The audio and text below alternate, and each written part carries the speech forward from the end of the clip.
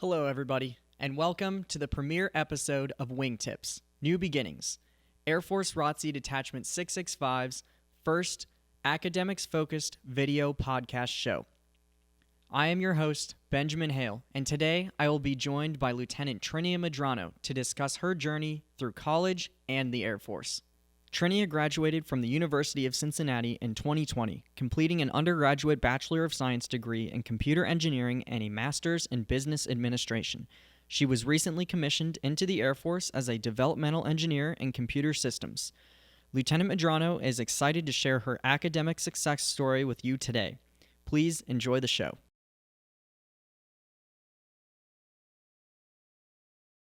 All right, so starting off for topic one here, Trinia, so what types of academic skills proved to be most useful in your journey throughout college? Yeah. One of the biggest things that I learned throughout college, I guess throughout school as well, is time management. Like, once you get that down, if you have time management down, I think you can get through anything, especially with, commitments like ROTC. I mean, school itself is a commitment, and so, having that skill down, I think you could go a long way. But I mean, there's also, in terms of actual learning, there's also processing, like listening to people, listening to lectures. I'm not much of a listener in terms of learning through audio. Like, that is not my favorite type of learning. But that is a big skill that you could have. Your work ethic is also a big thing. Communication is going to get you a long way. If you can communicate what you want to say, if you can articulate your thoughts, that could go a long way. But also, communication is a two-way street. So if you can understand someone, that is going to get you through a lot of problems and could probably solve a lot of the problems that you're going to go through, especially in ROTC. And last but not least, critical thinking. You have to be a problem solver. Time itself, if we're going to go back to time management, you're going to have to solve how you deal with time, deal with all the commitments, and figure out what to prioritize in your life. So Great. Those are perfect examples. You did say that you weren't too much of like an oral learner. So what would be some ways that you circumvented that, right? So obviously in a class, in a lecture style, you're not going to be able to necessarily choose, right in that environment, Right. Well, I don't want to be an oral learner. Well, what are some ways that you, I'd imagine you're probably maybe a visual learner. So Yeah. what were some ways that you could adapt those study techniques Right. to a class that was mainly like a lecture? Right. So, like you said, I am a visual learner. I'd rather have the content right in front of me. If I can't go off, if I don't have notes in front of me, if I don't have a notebook or even the PowerPoint as a reference, my mind will just drift off into space. I get distracted so easily because, I don't know, for some reason, like I can just hear every single thing, right? And so I could get distracted easily if I don't have that point of reference, that visual reference. So sometimes I would print off lectures before class, PowerPoints. Sometimes I would just take my computer and pull it out and use that, take notes on my computer and use that as a reference. Sometimes I would actually handwrite each slide on a piece of notebook paper just so I can retain the content better. Wow. Yeah. So I went through the hard way of having to basically copy each slide onto a piece of paper just because I could remember it easier that way. Right. Well, those are great examples. Yeah, that definitely, I found that to be true as well, that, sometimes combining those two, right, of listening, but also using those writing techniques and visuals and pictures can definitely, give you those visual markers in your lectures to trigger that, cue of, oh yeah, this happened and at this point, and I remember this piece of information. So that's really awesome. So can you describe the role that developing routines made in achieving academic success? Yeah. Routines made life so much easier. I am a creature of habit, so having routines, I was able to prioritize what I like. So I am a morning person. So let's say if I were to go through my day, you would probably find a lot of the things I do are the same in every single day. So I would, wake up at 4:30. After PT, I would go to a coffee shop and study after showering, etc. But since I was a morning person, I figured out that a routine that worked for me was, going somewhere after PT instead of taking a nap, because I knew that I was a morning person and I was more productive in the morning. So having that routine in my life, I was like, oh, okay. So morning was set aside for that. And then in the afternoon, I was free to do whatever I wanted, nap, meet friends, etc. So that was kind of my routine, is as long as my time to study was set and then my time to nap was set, everything else was kind of free for all. Like meetings could be set anytime within the day as long as those things were prioritized. So. Right. Would you ever find yourself using something like an aid like Google Calendar, or would you prefer to just, you said that you took a lot of handwritten notes before. Would you write out your schedule for the week, or what was like your technique that you would use to sort of aid yourself in developing those routines? Oh, yeah. I use Google Calendar a lot just so I could visualize my schedule. Actually, I even put down my naps on my Google Calendar. Of course, yeah. I could show you a screenshot of my Google Calendar from like 2019 or something like that. It's just gonna have napping in there for one of the sections. Yes, like literally across the board, I think it would just say nap. 2 p.m. is nap time. I think I've built that into my routine so much that even nowadays I would take a nap at 2 p.m. 2 o'clock, ready for the nap. Yep. Yeah. So Google Calendar was really helpful in terms of visualizing my schedule for the day. But in terms of to-do lists, I would handwrite them down. Just so, like I said with notes, it gets ingrained in my brain. I'm like, I can't forget about this. So I would write them down. And there's just something super satisfying about crossing something off a list. Oh, I know, right? When you can just slash right through it. Or like scribble. It's like, I'm that type of person. So like to-do lists are handwritten. Schedules are usually easy to access. So on Google Calendar on a phone. Great. So. Well, that's awesome. Yeah. So in your, I know you mentioned study sessions a little bit before. So can you walk us through like what a typical study session would be? Did you study with friends? Would you go to a coffee shop or anything like that you would use to aid yourself in focusing more? Good question. Typically, no one aside from ROTC friends are awake that early in the morning, so it was great for me. Friends, I love people. So if I were to ask a friend out to coffee, it would be like so focused on that person that I couldn't get anything done.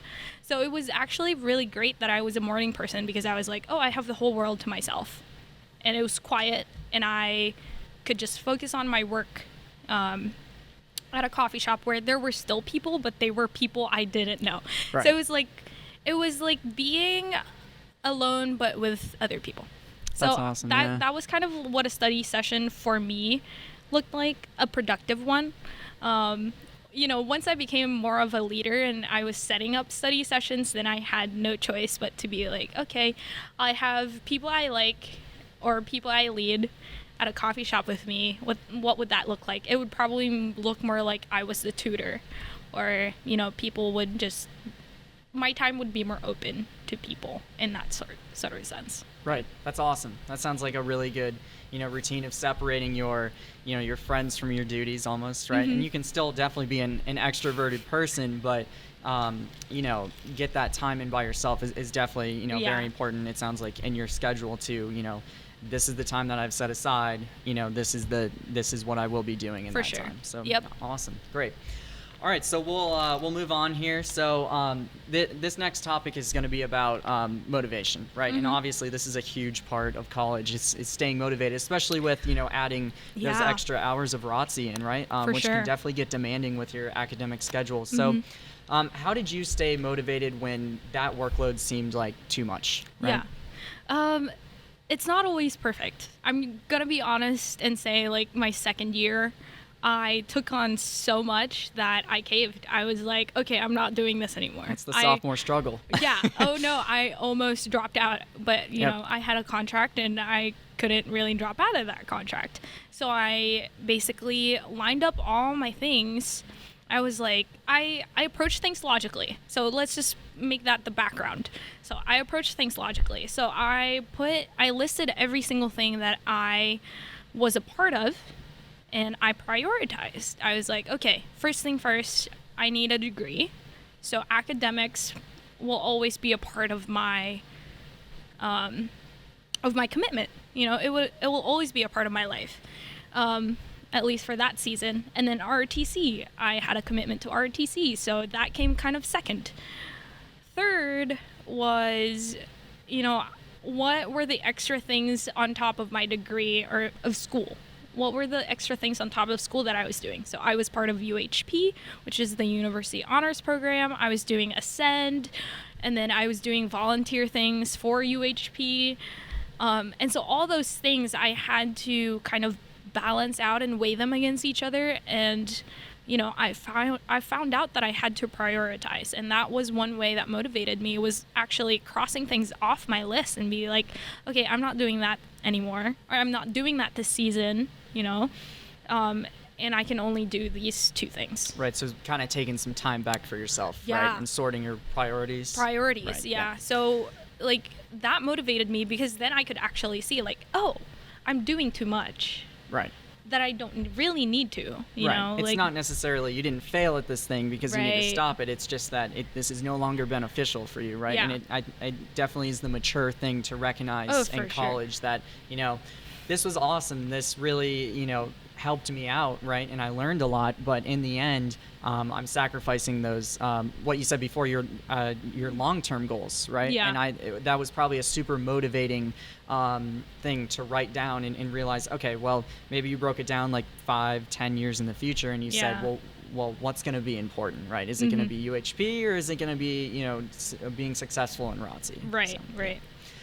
So yeah, definitely layering those. It sounds like you found success in layering those priorities as well, which is cool. So not only thinking horizontal, like checking off which ones I don't need to do anymore, but also a scale, right? Yeah, a scale. Yeah. Like how, basically, if you visualize a plate, like how much of that plate is filled with this one thing.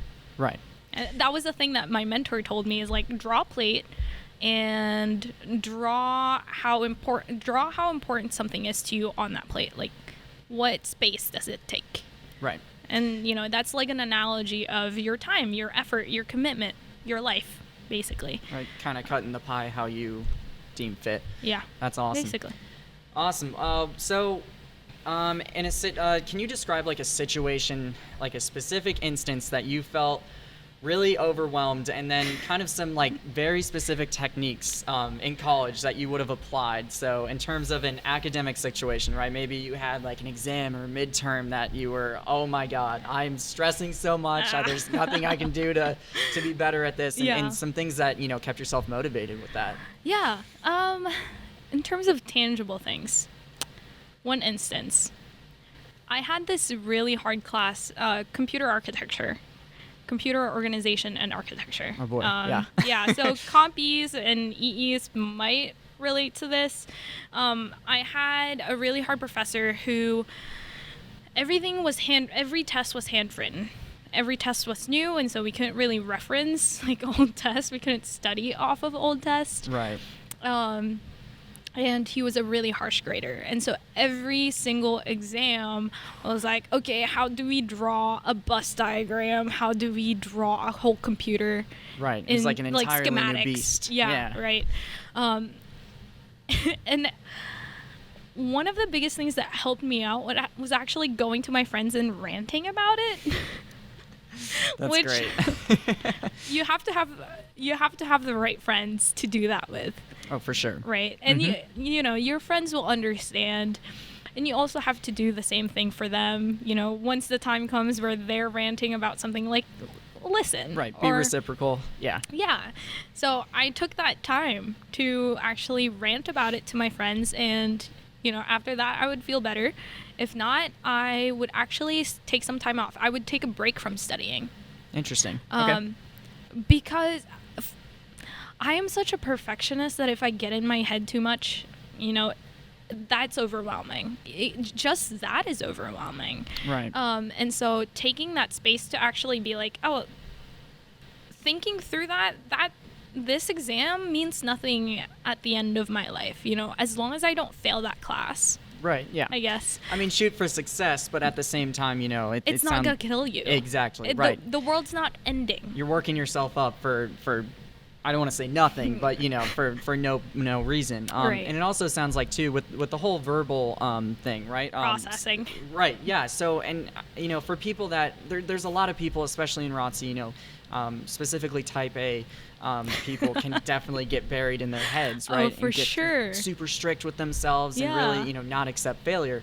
But, you know, I have found as well, you know, and it sounds like you being verbal with someone, just getting out of your head, right? Expanding, you know, listening to other points of view. Yeah. Can definitely lead to success and calm yourself down with that anxiety, right? Test anxiety. That's a huge, reason of, you know, lacking motivation, right? Is just fearing that point of being tested in a class. Oh, for sure. Yeah. There's some sort of reasoning that comes with it too. I think, like you said, verbal processing is so important. Like I did that to Captain Stuckey at that time. Like he was an instructor at AFROTC, and I walk in after, you know, one of my moments. It wasn't exactly like this same moment, but one of my moments where I was like, I can't do this anymore. This is so hard. I walk into the lounge, the cadet lounge, and he's like, hey, how is life going? And I'm like, sir, I think I'm about to drop out of everything. So, you know, like, you're so overwhelmed in your head, that's what you feel. Right. And he's like, okay, think through that. Like, are you going to drop out of UHB or are you going to drop out of MBA? Like, what's going to be more important in the long term? And so those things come into mind as well. So we could go in circles here and, like, connect all the dots. But, you know, verbal processing is super helpful, because then if you're actually ranting to the right person, they can reason you through that. They don't have to just listen. They can actually give you some really good feedback. Oh, for sure. About your situation. It's definitely those academic mentors, right? It sounds like sure. he was definitely one of those people for you, you know. Yeah. You know, the earlier you can find those sort of, you know, mentors, right? Those, and it doesn't necessarily have to be someone, you know, terribly, you know, older than you that's, you know, been through a PhD program and they know every in and out of college. It can be maybe your friend in your same grade or a senior that you met in college. But finding those academic mentors would definitely, you know, sustain that motivation, it sounds like, right? Yeah. Yeah. For sure. That's great. So in terms of academic failure, right? You know, we've all had it. We've all experienced that one, you know, reckoning in college, or that one humbling moment where you get a 50 on your chem exam, right? So so what are some of the stressors that are products of that reaction? And then how have you found a way to alleviate that in any academic setting, right? Because that's, you know, seeing that grade can either, you know, it can make or break some people. So how do you alleviate that? The stressors, some of the stressors that result in that product, wow. That's a really tough question, actually. My biggest stressor is that I'm a perfectionist. It's always my head. Right. Like, I know the content. I'm overthinking things. Right. It's there. You just gotta pull it out. Relieve the anxiety and pull it out. Yeah. Like, clarify the things that are in your head and, like, just do it. So I overthink a lot of the problems that I come across, and then I overthink the future. Like, oh, I'm gonna fail. There was one instance where I was in this class, and we took a quiz, and after that quiz we could go. The quiz only took like 5 to 10 minutes of a 1 hour class. It was a 1 hour class, so 5 to 10 minutes. I was like, okay, turned in my quiz. I sat in my seat. I was like, I don't know how I did. I don't know how I did. So I texted a friend and I told her how I felt. I was like, I have no freaking idea how I did. And it's kind of scary because I'm like, okay, my grade's a little low right now and this could make or break it. She called me like immediately after I get out of that class and is like, you know, the world's not ending, right? Right. So it was like one of those. Again, it's that one grade thing, right? Yeah. It's, you know, there will be challenging moments. There's no way around that. And I think a lot of people get their minds wrapped around that Right. a lot. You know, whether you overthink or you don't, or if you're a perfectionist, everyone can succumb to that, you know, oh, well, this one test is going to ruin me. Well, in reality, it's not, right? There's always ways to get around that, and there's ways to relieve your stress. Obviously, you just you used friends a lot, which is a great way to relieve that academic stress. Hearing other people's, you know, trials and tribulations, if you want, of how they, you know, failed as well. Yeah, I think your original question was, how do you alleviate that stress? Right. Yes. Even talking to your professor is a good thing. Right. So that professor that I took that quiz for, I would actually talk to him and I'd be like, hey, sir, like, I know this content. Your quiz just stumped me. For sure. And he'd be like, no, you're fine. I'm looking at your grades. You're fine. And you're very attentive in class. So I think you'll be okay. So how do you continue to educate yourself in the area of leadership? How are you looking forward to using the skills that you developed in college to continue that learning, right? Because leadership it's always there. It's a continuing process of education. Right. I think going into the Air Force as a second lieutenant, I'm at the bottom of the totem pole here because, you know, I have no idea what to do. I think for this season, I'm going to have to be a follower first. And that's how I'm going to retain a lot of the leadership skills that, you know, I have learned throughout the past 4 or 5 years. In that sense, I was actually just talking to Lieutenant Taylor, who also graduated with me, and he was like, yeah, you know when we say you can't spell lost without LT? It was real. I don't even know what acronyms they're saying. I have no idea where this building is. I have no idea who I'm contacting. They have no idea who I'm supposed to be contacting. Right. I'm trying to prepare myself for that situation where I literally have to ask all the questions and learn from the bottom up. Right, and you're starting from the bottom again. Exactly. I mean, that's definitely, it has to be an intimidating, position to be in, Oh, for especially sure. with those. I mean, there is so much information you probably have to learn now and steps that you have to take. So what are you looking forward to the most, though, in that education, that you're about to receive from the Air Force?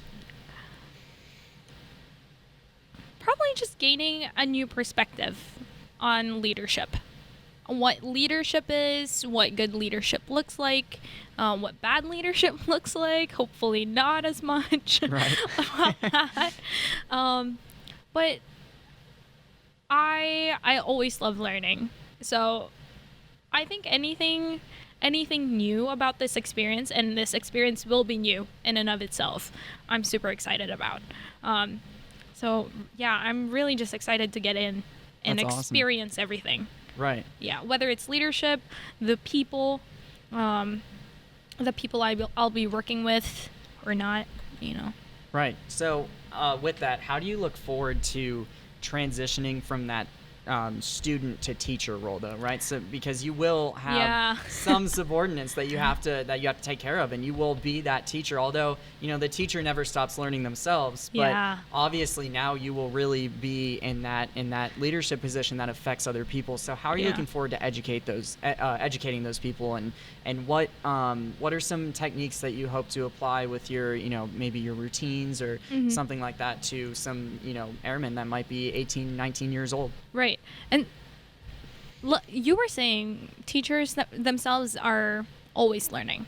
Correct, yeah. I hope to never, ever stop learning, right?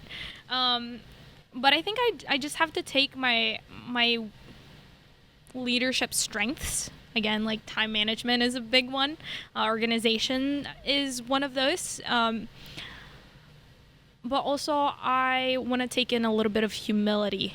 Not a little bit. I want to take all the humility with me into that role and maybe approach it from not necessarily like, hey, I'm going to teach you everything I know about this thing. Right. But instead be like, could I actually show you something that I found was helpful for me, you know? Right. So, you know, and again, I'm still constantly learning. Some things might not actually work for those airmen or, you know, fellow leaders that I will be working with. But I want to be able to bring my strengths to the table and offer them as a possibility, as a possible solution to some of the problems that they may have. And honestly, that maybe, if that's the only thing I can do in this new season, that's good enough for me, I would say. Great. Well, that sounds fantastic. I would be super excited to be following you as a follower and having you as a leader in the Big Blue. And we definitely appreciate you coming out. That would be an honor. Yeah. That would be amazing. So we Det 665 wishes you the best of luck in your career here. We appreciate you for coming out and speaking to us about education and offering your tips of how you got through college and how you continue to apply those techniques, right? Mm-hmm. I think there were some super important points made today that can be applicable to just about anything in life, right? Because education is everywhere, and I think that's definitely the main takeaway here. But yeah, we definitely appreciate you coming out. And everyone, this is Lieutenant Medrano, and thank you. We'll see you again for episode 2 and Apple a Day. Thank you.